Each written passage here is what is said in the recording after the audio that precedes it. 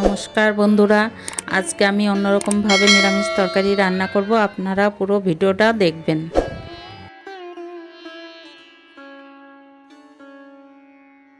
মটর ডালটা ভিজিয়ে রেখেছি, এবার মিক্সিতে মিহি করে নেব।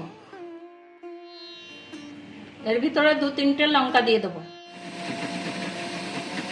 ডালগুলো মিহি হয়ে গেছে, এবার ঢেলে নেব। একটু কাঁঠালের দানা নিয়ে নিয়েছি, একবার গরম জলে সিদ্ধ করে নেব।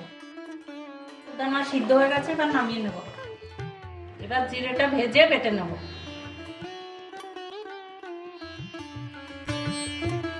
লঙ্কাটা তেলে ভেজে বেটে নেব।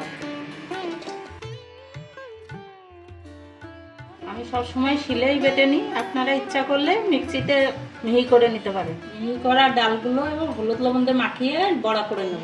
একটু নুন দিলাম, হলুদ দেবো, দিয়ে এবার বড়া করে নেব।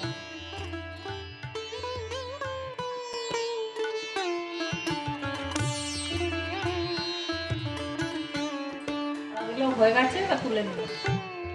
আলুগুলো কেটে ধুয়ে নিলাম, সবটাও কেটে ধুয়ে নিয়েছি।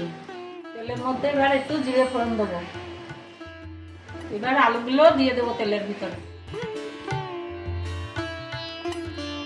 আলুটা ভাজা গেছে, আর ভিতরে হলুদটা দিয়ে দেবো। শাকগুলো এর ভিতরে দিয়ে দেবো। এবার কাঁঠালের দানাগুলো দিয়ে দেবো।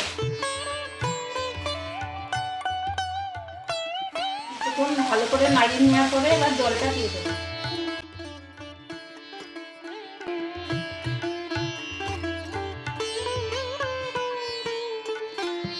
ভিতরে এবার লবণ দিয়ে দেবো। তরকারিটা কিছুক্ষণ ফোটাও হয়ে গেছে, কুমড়ো ডোকাটা সিদ্ধ হয়ে গেছে, এবার লঙ্কাটা দিয়ে দেবো।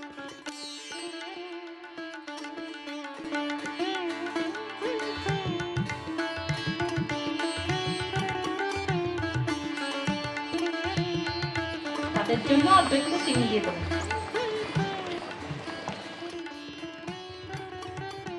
ফোটানোর পর বড়াগুলো এবার দিয়ে দেবো।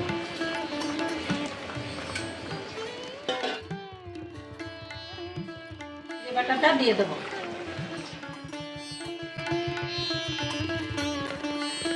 আমার ডালের বড়া দিয়ে নিরামিষ তরকারি হয়ে গেছে। নামানোর আগে একটু ধনেপাতা দিয়ে নামিয়ে দেবো।